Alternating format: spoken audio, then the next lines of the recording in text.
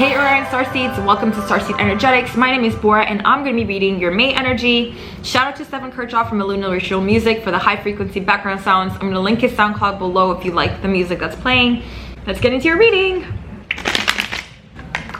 Wow, Ace of Pentacles. Four of Pentacles in reverse. And these flipped out by itself, so I don't usually flip as I go, but just so you know, I used to never read reversals as a tarot reader, but I'm starting to, which is pretty interesting. So yeah, I'm gonna start reading reversals. In case you've been following me for like a year and I'm starting to read reversals, things are changing, you guys. You're gonna be working with a lot of Lyran energy this month, by the way. So a lot of you might be getting activations of your Lyran timelines. And I always say, like, do not ever identify yourself as a specific star seed. Like, don't be like, I'm an Orion Starseed and that's it. Like, that's not true. That's almost like saying, like if you had a past life in Japan and you're like, I'm Japanese and that's it. Like, you had a few past lives as Japanese out of like thousands, you know? Same with the whole Orion thing. Like, if you resonate with the Orion star system, obviously you're having the activations of those timelines, but it doesn't mean that you're just like, don't identify yourself with that. You're learning the true meaning of prosperity. You're dropping away from how you think that prosperity should come to you, or the structures in which you view this flow of material abundance and resources and what that really means on many different levels. And this is partially because you are getting an increase in income, and this experience is very rich and full, and you can really experience the difference in your energy fields with this prosperity, shaking you from your ideas about this reality as a whole. You've been doing a lot of work on your mental body in order to get to this state. So you've probably been doing a lot of like manifestation work or affirmations, energy work in order to bring this into fruition. But the whole dichotomy, like, I don't even know what that word means, but it's coming up, of being prosperous, was that it's never been a mental process. It's just very graceful, actually. And it's magnetizing to you because this was your blueprint to wealth. And everybody has a different blueprint to wealth, because everybody has a different blueprint to their self-expression and their soul. So it never really makes sense to follow somebody's guidelines to a T. Like, if you're the type of person who like reads about this and that and listens to this podcast and do this course from this and that person who's manifested their ideal reality, you have to learn how to discern like what information you want to take on and what you want to do by yourself, like, but on yourself with your intuition. And I feel that that's finally what you've started to do, is never take somebody's expression as your Bible, so to speak, and you're coming into a full realization of your unique blueprint. And it has a lot to do with deprogramming thought structures and tuning into this emotional hierarchy is the word that comes. So I don't know why emotional hierarchy is the word that I clairaudiently heard, but that coming up as your message, I would invite you to look into David Hawkins' work. He's the author of Power versus Force. Another book is Letting Go, and Letting Go, personally, I like that book better than Power versus Force. But Power versus Force is basically his main body of work that a lot of people resonate with. So I'd say start with that, and then you can move on to Letting Go. And another really great book is The Eye of the Eye, and it's all by David Hawkins. In your near future, you have the 10 of Pentacles in reverse, and this tells me that while you're attaining this, accumulating this level of wealth, you're already thinking about what you can give to others, and that's not the right sequence. You should really appreciate this personal level of wealth as a stage where you will soon get to the level where you're going to share it with everybody else. But first, indulge in yourself. instead of being like, okay, now that I have this more steady flow, like what can I do for my family, what can I do for my friends? Like, no, what can you do for yourself? And really embodying that to the fullest extent as an experience before you start thinking about other people. And if you're the kind of person who will start to think about service to others for the sake of it before you really, you know, integrate experiences, you need some boundaries. So cultivate the boundaries. And that also means that you might have a lot of codependent relationships, because energetically speaking, there's a lot of people who like secretly depend on you, or secretly would hope that you're gonna be like their savior in life, which is a disgusting codependent energy, but you might have that in your life that maybe you're not even aware of it yet. So be mindful of that, because unless they were like pulling you energetically like that, your natural response to this income stream or this energetic stream wouldn't be to just immediately give it out. So whenever you like visualize things or envision things for yourself, and there's somebody that like pops up in your visual field, it might not be that you're actually thinking of that person, but that person is projecting them into your field. You know what I mean?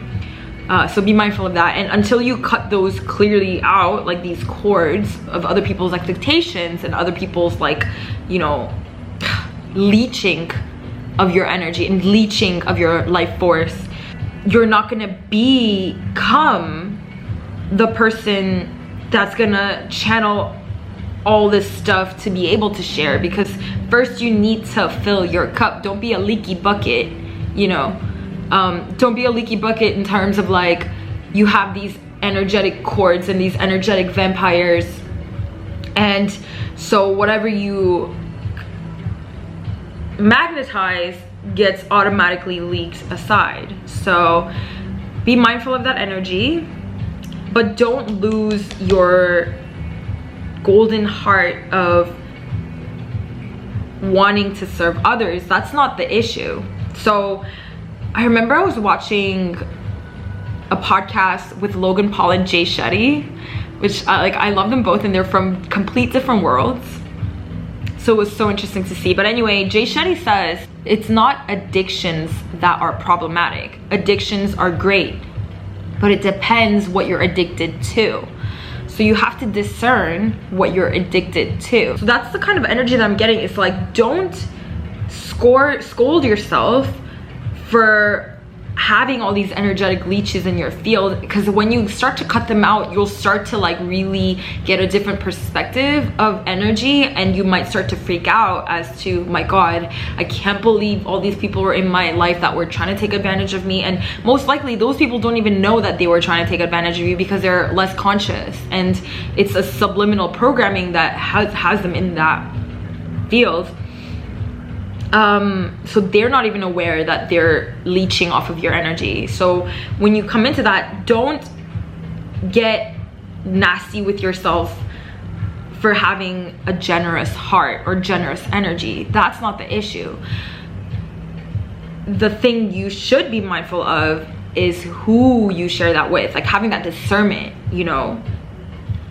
And you want to share things with people who are not leaky buckets themselves. You want to share things with people who are whole, just like you. Because otherwise, you're doing yourself a disservice by sharing with leaky buckets, and then the energy just leaks. So make sure you have an intention to be open-hearted, be generous, but with the right people. And with the right people who's done the energy work, and who's gone through their journey, gone through their dark night of the soul, gone through their issues, has their own boundaries. And how you can discern, this is gonna be funny, how you can discern who's worthy of being in your life, you shouldn't have a question. Like, you shouldn't have a question. That they should never need you, first of all. They should never be helpless. And I feel almost like if the person that you're inquiring about, you would trade lives with them for like a week, if you would trade your life with them for just a week, I feel like that's a pretty fair yes. But if somebody's in your life that's in your proximity as one of your closest friends or family that you would never trade your life with for a week, no. That person should not be in your periphery. Like, maybe they have to for certain reasons, but then you should have strong boundaries. And you might think that's a little bit dramatic way to, you know, calibrate who you should have in your life, but if you think about it, if somebody's in your life as a close friend, it's even worse than trading lives with them for a week, because they're constantly affecting your energy. And who you actually exchange sexual energy should be even more than that. Should probably be like 3 to 4 weeks. Would you trade lives with them for 3 to 4 weeks? Because that energetic exchange is very, very intense. Anyway, in your environment, you have the Wheel of Fortune, which means you're stepping into a chapter or a complete different paradigm in your life. And that has to do with the material abundance. So this is a new way of relating to resources. And this was divinely orchestrated for now. If you've ever been wondering, like, why did it take this long? It's because this was divine timing. And it had a lot to do with the people that you had to learn through, the people that you had to discern through and come to a real conclusion of the standards as to which people can be close to you. Then in your environment, then your hopes and fears, you have the Hermit card. Beautiful energy. What I'm getting from this is harvest season, because this is a card of Virgo, and Virgo season is September. And I feel that you know that there's something coming for you at that time. Something really, some massive change. That's when your ships are coming in, so to speak, which is your final outcome, is the 3 of Wands. Things are gonna occur. I mean, it's already happening, but I would say in like September-ish, Virgo season, harvest season, you're gonna be seeing some tremendous results. And I feel like in the Orion reading for 2019 as a whole, you had a very similar energy of like this abundance. And I never watched it since January when I put it up, but if you watched it recently, maybe you can confirm that. But anyway, I'm gonna read a couple of oracle cards. Oh yeah, health came up more than once, because I got a message about health like as I was shuffling, and then you got improving health. So something about your health is really improving, and this has a lot to do with the grounded kind of resources. It goes hand in hand. Health is wealth.